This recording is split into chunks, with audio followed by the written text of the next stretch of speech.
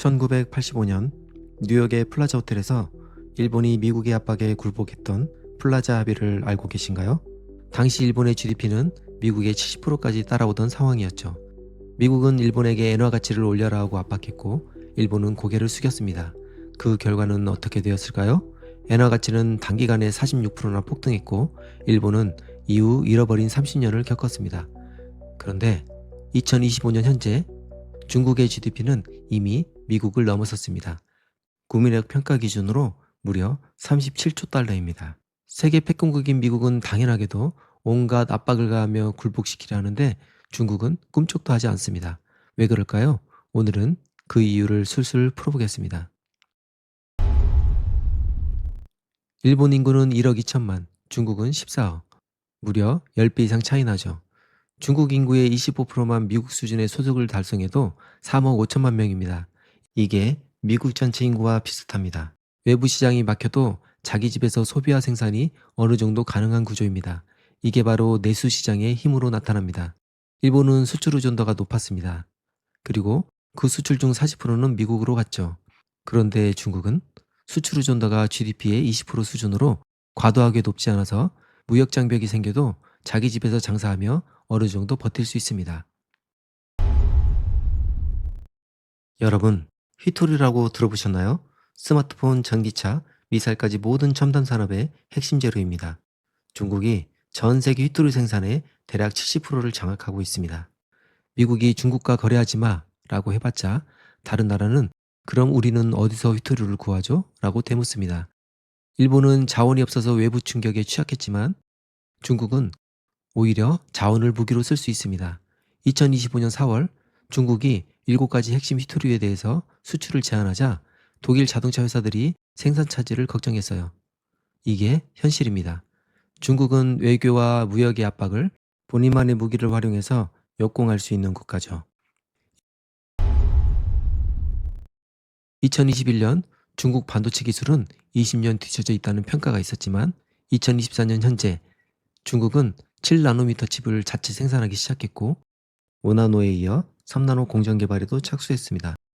미국이 수출 통제를 강화할수록 중국은 기술 자립을 가속화하며 연구 개발에 천문학적 자금을 투입하고 있습니다. 화웨이는 2025년 AI 반도체 20만 개를 생산하겠다고 목표를 제시했고 통신 시장에서도 수출 통제로 더 이상 위세를 부릴 수 없을 것이라고 생각했지만 여전히 건재하여 전 세계 5G 네트워크 장비 시장의 대략 30%를 점유하며 글로벌 1위를 차지하고 있습니다. 미국의 압박이 오히려 중국의 기술 자립을 촉진시키고 있는 거죠. 중국의 정치 체제 어떻게 생각하세요? 서구에서는 독재라고 비판하지만 경제 경쟁에서는 이게 장점이 될 수 있습니다. 중국 공산당은 장기적 산업 정책을 밀어붙일 수 있습니다. 선거 걱정 없이 50년, 100년 계획을 세우죠. 메이드 인 차이나 2025, 1대1로 이니셔티브 이런 대규모 프로젝트를 일관성 있게 추진할 수 있는 힘이 있습니다. 여기에 전국적 감시, 신용 시스템이 결합되어 반발을 효과적으로 억제하니 정부 정책은 놀라운 속도로 실행됩니다. 불평등이 심해도 환경이 오염되어도 국민이 불만을 표출하기 어려운 구조죠. 경제 경쟁에서는 이게 효율성으로 작용합니다. 사회적 불평등, 환경오염, 인권 침해적 요소가 담긴 정책을 추진했다가는 곧바로 지탄을 받고 선거에서 물갈이되는 민주주의 국가체제에서는 상상할 수 없는 일관성, 효율성, 신속성을 보여줍니다. 자, 이제 미국 얘기를 해볼까요? 트럼프의 미국 우선주의 정책 들어보셨죠? 문제는 중국만 때리는 게 아니라 동맹국까지 관세와 보조금 정책을 활용하여 때린다는 겁니다. 2025년 4월 트럼프가 EU에 20% 관세를 부과하자 곧바로 EU는 세계 경제에 대한 큰 타격이라며 보복을 예고했습니다. 또한 독일과 프랑스 등 주요 동맹국들은 미국의 일방적 조치에 반발하면서 여전히 중국과 활발히 교역하고 있습니다. 미국은 중국을 고립시키고 굴복시키는 게 지상 과제임에도 불구하고 한 놈만 때려야 하는데 모든 놈을 때리고 있다는 게 문제입니다. 이는 동맹국들이 미국 대신 중국과의 경제협력을 확대하는 역설적 결과를 빚고 있습니다. 그동안 미국이 민주주의 진영의 친밀한 나라들이라고 생각했던 국가들을 볼까요? 독일의 경우 최대 교육국의 지위가 8년 만에 중국에서 미국으로 바뀌긴 했지만 여전히 미국과 비슷한 규모일 정도로 최대 무역국 중 하나이고, 특히 중국은 독일 자동차 산업의 최대 매출처로 폴크스바겐, 아우디의 경우 매출의 40%가 중국에서 나옵니다. 동남아시아 10개국의 중국과의 교역 규모는 2024년을 기준으로 9,823억 달러입니다. 미국과는 4,768억 달러로 교육 규모 차가 2배입니다. 중국은 아세안의 가장 중요한 교육 파트너이며, 베트남, 인도네시아를 중심으로 미국과 중국 사이에서 등거리 줄타기 외교를 하고 있습니다. 미국이 중국과는 거래하지 말라고 하면서 우리와 교역하려면 관세를 더 내라고 하면, 그렇지 않아도 경제를 미국보다 중국에 의존하고 있던 많은 나라들이 미국 편에 설까요? 보다 중립적인 해치 전략을 선택할까요? 중국과 러시아, 이 둘의 만남이 미국에게는 악몽입니다. 2024년 중러 무역액이 2,400억 달러를 기록했고, 러시아는 에너지와 원자재를, 중국은 첨단 부품과 기술을 교환하며 상호 보완적 네트워크를 구축했습니다. 미국이 러시아도 때리고 중국도 때리니까 이 둘이 손을 잡았고, 적의 적은 나의 친구라는 격언이 현실이 되었습니다.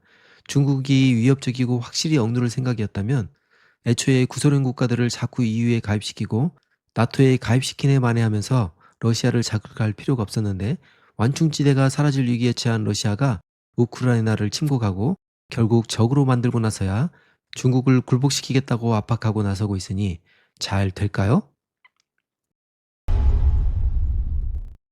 브릭스를 아시나요? 브라질, 러시아, 인도, 중국, 남아프리카 공화국의 모임이었는데 2025년까지 6개국이 더 합류했습니다. 이제 브릭스의 구매력 평가 기준 GDP가 세계 경제의 41%를 차지합니다.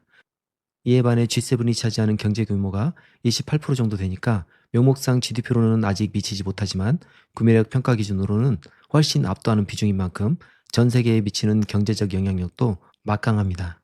이들은 미국의 압박에 굴하지 않고 중국의 강력한 무역 동반자로 활동할 것입니다. 더불어 사우디아라비아와의 원유 거래 일부를 위안화로 결제하기로 하는 등 달러 패권에 도전하는 흐름이 시도되고 있습니다. 미국 중심의 세계 질서가 조금씩 균열이 일어나고 있는 것이죠. 미국 제재의 효과가 얼마나 있을지도 미지수입니다. 2024년 5월 미국이 중국 기업들의 새로운 제재를 가했습니다. 중국은 뭐라고 했을까요? 조금도 망설임 없이 미국에게 필요한 조치를 취하겠다며 맞불을 놨습니다. 중국은 휘토류 수출을 제한했고, 이 때문에 자동차 회사는 물론이고 첨단 제품을 생산하는 주요 선진국 기업들이 당황하기 시작했습니다. 최근 미국은 휘토류 수출 제한 해제를 조건으로 관세, 유학생 비자, 반도체 수출 통제 등을 일부 완화 또는 인하하는 포괄적 협상을 성사시켰습니다. 무엇보다 제재가 강화될수록 중국은 핵심 산업의 국산화율을 높여 자립화를 앞당겼고, 로봇, AI, 드론, 신재생 에너지 등 대부분의 미래 산업에서 글로벌 탑티어의 위치에 오르거나 미국의 강력한 경쟁자로 부상하였습니다. 인도네시아처럼 비동맹주의를 추구하는 국가는 물론이고 일부 동맹국들은 제재의 부작용에서 벗어나기 위해 중국과 더 많은 교역을 하기 위해 시도합니다. 미국이 중국을 쉽게 굴복시키기 어려운 이유를 줄기차게 이야기했지만, 정리하자면 이렇습니다. 1985년 일본은 자금 선나라였어요. 자원도 없고 내수 시장도 작고 미국에 의존할 수밖에 없었죠. 하지만 2025년 중국은 다릅니다. 거대한 대륙, 14억 인구, 풍부한 자원, 엄청난 교육열, 강력한 정치 통제력, 그리고 오랫동안 지속되어 온 놀라운 경제 성장률과 이 과정 중에 쌓아온 자금력을 바탕으로 강력한 보조금과 지원책으로 미래 첨단 산업을 육성하고 있고, 이를 지탱할 저렴하면서도 마음껏 갈아 넣을 수 있는 우수 인력을 엄청나게 가지고 있습니다.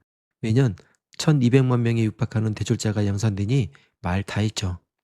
미국이 플라자 합의식으로 접근하니까 중국이 뭘 했을까요? 오히려 더 강해졌습니다.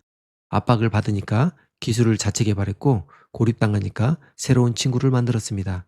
미국이 스스로 미국이 최우선이라고 외치니까 동맹국들이 그럼 우리는 중국과 놀겠다고 합니다. 이게 바로 2025년의 현실입니다. 지금까지 미국이 중국을 굴복시키기 어려운 이유에 대해서 말씀드렸는데, 이 같은 상황 속에서 우리나라는 어떻게 해야 할까요? 고래 싸움에 가만히 숨지기고 있다가 새우등 터져야 할까요?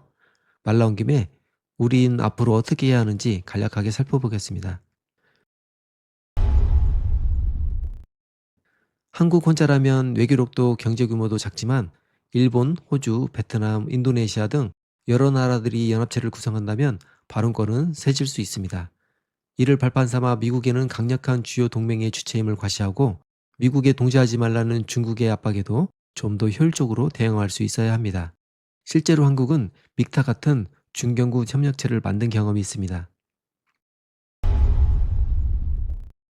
우리나라는 민주주의 체제 국가이자 미국의 동맹국으로 미국과 보다 적극적인 협의와 확고한 관계 구축에 노력해야겠지만 이슈별로 때로는 동조하고 때로는 반대하는 유연한 외교가 필요합니다. 일본도 이미 이런 전략을 쓰고 있습니다. 미일 동맹을 유지하면서도 중국과의 경제 협력은 계속하고 있죠. 중국이 강한 이유 중 하나가 핵심 기술과 자원을 장악했기 때문입니다. 강대국 사이에서 유연한 외교를 펼치며 생존할 수 있는 힘은 자국만의 분명한 강점이 있기 때문에 가능한 일입니다. 천연 자원이 없고 작은 나라인 우리나라에서 오직 의존할 수 있는 것은 인적 자원을 활용한 기술력입니다. 반도체, 배터리, 디스플레이 같은 전략 무기를 더욱 강화해야 합니다. 특히 건너뛰기 전략이 중요합니다. 중국과 경제하는 업종이지만 아직까지 상대적 우위에 있다면 추월당하지 않기 위한 전략과 노력이 필요할 테지만 되도록 중국이 강한 분야를 피해서 새로운 미래 기술 영역을 선점하는 것이 필요하겠습니다. 지금까지 미국이 중국을 굴복시키기 어려운 이유를 다각도로 말씀드리고 우리의 대처 방안에 대해서 짧게 언급했지만 미국이 중국을 굴복시키는데 유리한 변수도 있습니다. 미국 변수와 중국 변수 하나씩 말씀드리면 우선 미국 변수는 미국이 전략을 수정하는 것이죠. 언젠가는 한 놈만 때리기 전략으로 돌아갈 수 있겠죠. 동맹국과의 관세를 취소하고 긴밀한 협력 체계를 공고히 하면서 러시아가 바라던 완충지대 설정 및 이익을 어느 정도 보장하여 중러 관계를 느슨하게 한 뒤 중국만 집중적으로 견제하는 거죠. 미국이 동맹국들에게 혜택을 주면서 중국을 고립시키는 전략으로 바뀐다면 상황은 또 어떻게 될지 모르겠습니다. 그리고 중국 변수로는 중국 내부의 한계로 인하여 중국 스스로 무너질 여지도 있습니다. 부동산 버블, 인구 감소, 지방정부 부채, 빈부격차 이런 내부 문제들이 언젠가는 터질 수 있는 것이죠. 권위주의 체제가 언제까지 갈 수 있을지도 알 수 없는 것이고요. 역사는 예측 불가능합니다.